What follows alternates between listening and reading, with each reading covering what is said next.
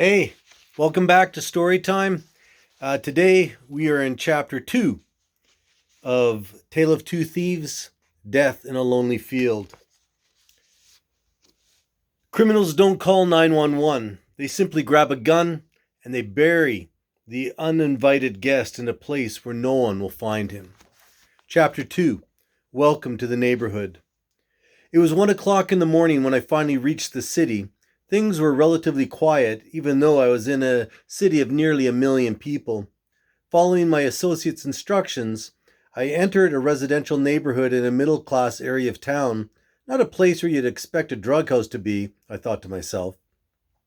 Sitting in my car outside the house, I rechecked the address. The numbers were right, but other things seemed wrong. For one thing, lights were on in the house, not a good sign. But not enough warning to make me go away. I knew that honest people often left lights on in their house to give the illusion that someone was still at home. What worked for honest folk worked equally well for criminals. I quietly opened and closed my car door, and as casually as a thief could, approached the front door of the house. That's when I heard a second warning sign. Music was coming from the house. Standing on the front steps of the house, I reviewed the information from my associate. The drug dealers were supposed to be out of town until tomorrow, but what if they had a friend guarding the treasures inside the house just in case some dirtbag came by in the middle of the night? Then that darker voice inside of me whispered, "Relax. The lights are on, the music's playing, just to make people think that someone is home." My darker voice quickly beat down my apprehension and my common sense. As I reached out to ring the doorbell, the words of my 6th grade gym teacher proved to be true. One day, decades earlier, when I was goofing around in class, he grabbed me and yelled in my face. He emphatically informed me that most people had more sense in their little finger than I had in my entire body. Man, did he hit the nail on the head.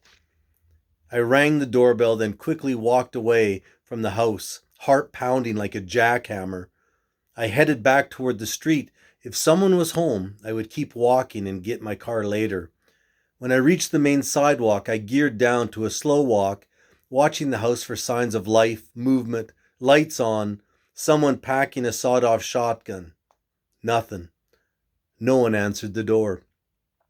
With a little more confidence, I returned to the front door, knocked, and then rang the doorbell again. I definitely did not want to break in if someone was inside. Criminals don't phone 911. They simply grab the gun and bury the uninvited guest in the place where no one will find them. Heart still pounding, I held my breath to listen, but no one came to the door. At last, I was satisfied that no one was home. Even though the night was dark, street lights and neighboring houses made a front yard entry foolhardy. So, with a grin on my face and dollar signs still obscuring what little common sense I had, I walked around the side of the house and entered the backyard. It was silent and even darker there, the perfect setting for the work that I was about to perform. And that is it for Chapter 2. Thanks for listening.